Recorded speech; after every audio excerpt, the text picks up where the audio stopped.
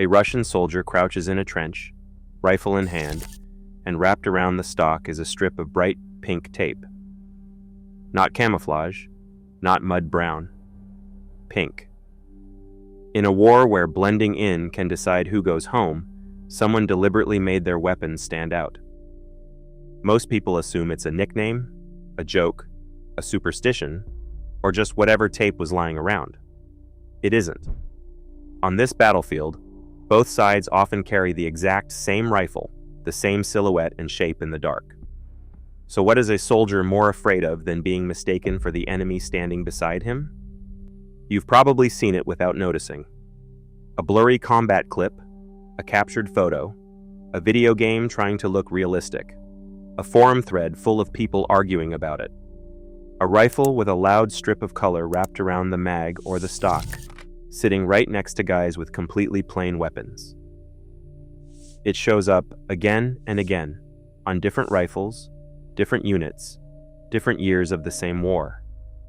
And almost every time someone asks about it online, the answer they get is a shrug, personal style, a superstition, leftover tape nobody bothered to remove.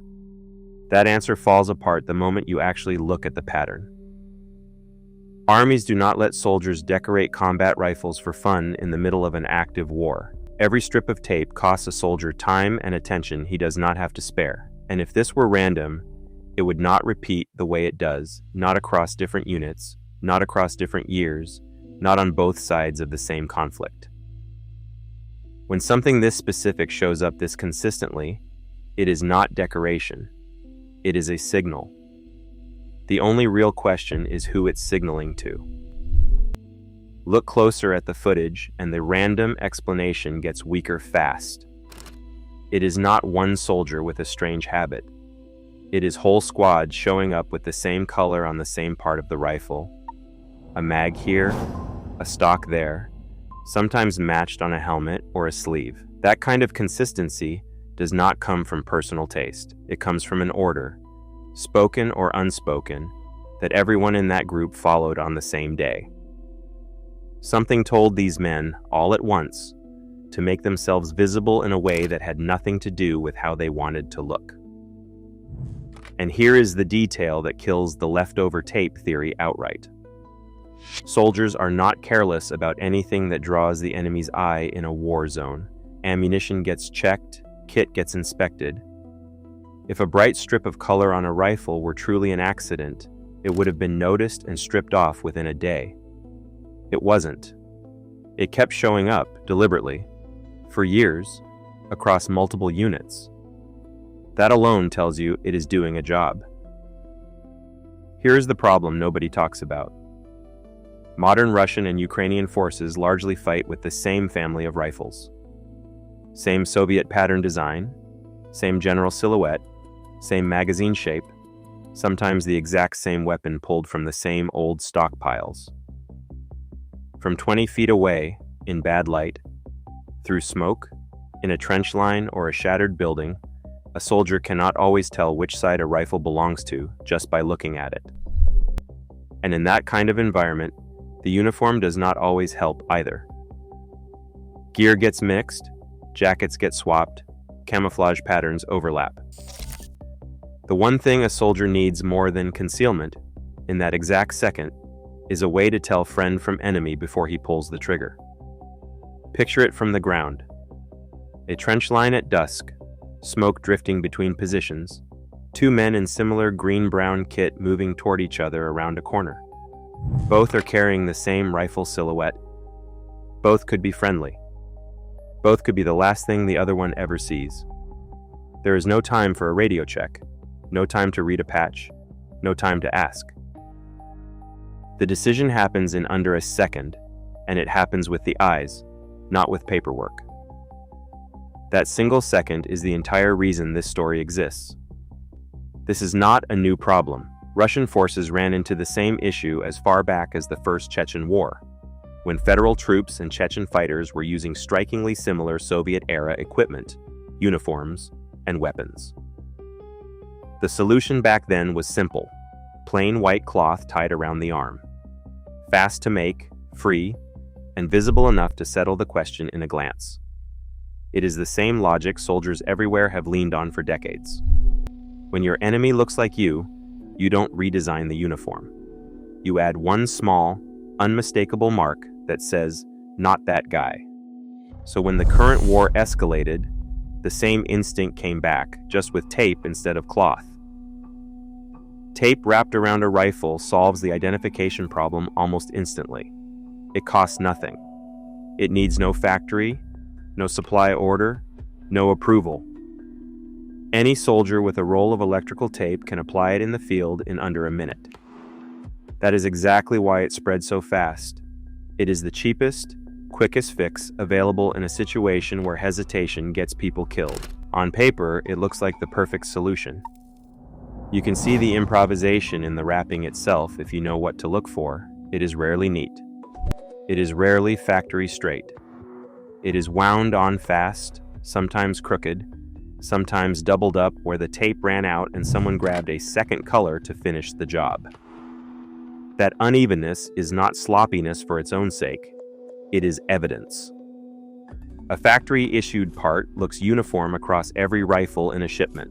A field mark looks like what it is, something applied under pressure, by hand, in a hurry, by a person who had somewhere else to be in the next 10 minutes. In practice, it created a new problem almost immediately. A mark designed to be instantly recognizable to your own side is, by definition, also instantly recognizable to the other side. The same bright strip that stops a friendly soldier from shooting, you can also tell an enemy exactly what to look for. According to multiple wartime reports, Russian forces at points relied on red markings for identification, and Ukrainian authorities publicly warned civilians to treat people wearing red with suspicion, precisely because the color had become associated with Russian personnel. A system built to prevent friendly fire had quietly turned into a targeting cue for the other side. That is the part most people miss when they see a soldier with tape on his rifle and assume it's meaningless. It isn't meaningless. It's a live trade-off, playing out in real time, between two things a soldier needs and cannot fully have at once: being recognized by his own side and staying invisible to everyone else.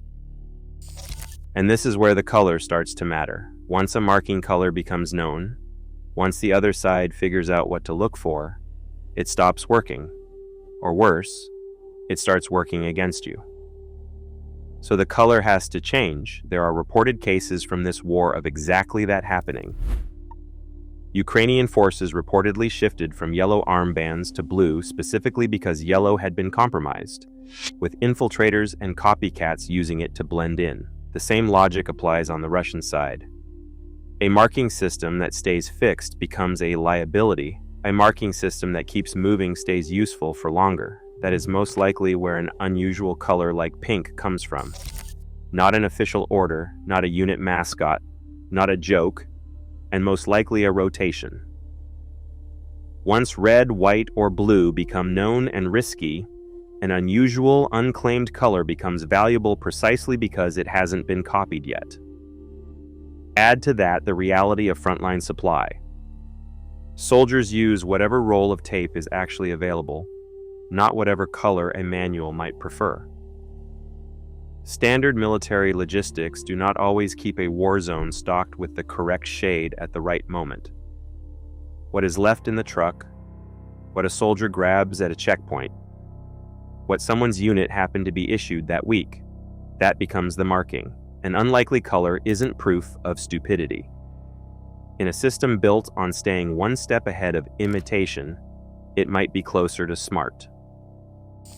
None of this is official doctrine written down in a single manual somewhere. That is the part that frustrates people looking for one clean answer. Ask 10 different sources what a specific tape color means, and you will get 10 slightly different explanations, because there isn't one central authority running it. It's decentralized. Unit by unit, supply run by supply run, compromise by compromise. Veterans and gun forums have discussed this exact kind of field-applied marking for years. Long before this war, always landing on the same conclusion: it is informal, inconsistent, and entirely dependent on whatever local commanders decide keeps their people alive that week. This isn't even unique to one country or one conflict.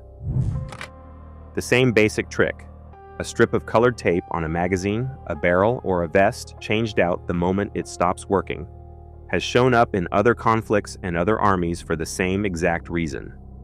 Cheap, fast, deniable, and easy to abandon the second it becomes a liability. What makes the Russia-Ukraine footage stand out is simply how often cameras are rolling, and how similar the rifles on both sides genuinely are. That combination is what turned an obscure field habit into something millions of people now recognize without understanding. So go back to that pink tape on the rifle. It was never about looking a certain way. It was never a joke, a mascot, or an accident. It was one soldier's answer to a very old and very ugly problem. When your enemy is armed exactly like you need something faster than a uniform, faster than a flag, faster than a radio call, to answer one question in half a second: is this one of ours? And it has to keep changing. Because the moment the enemy learns the color, it stops protecting anyone at all. By next month, it might be a completely different color. That's not inconsistency. That's the system working exactly as intended. The ugliest, most out-of-place detail on that rifle wasn't a mistake. It was the one thing actually trying to keep the man holding it alive.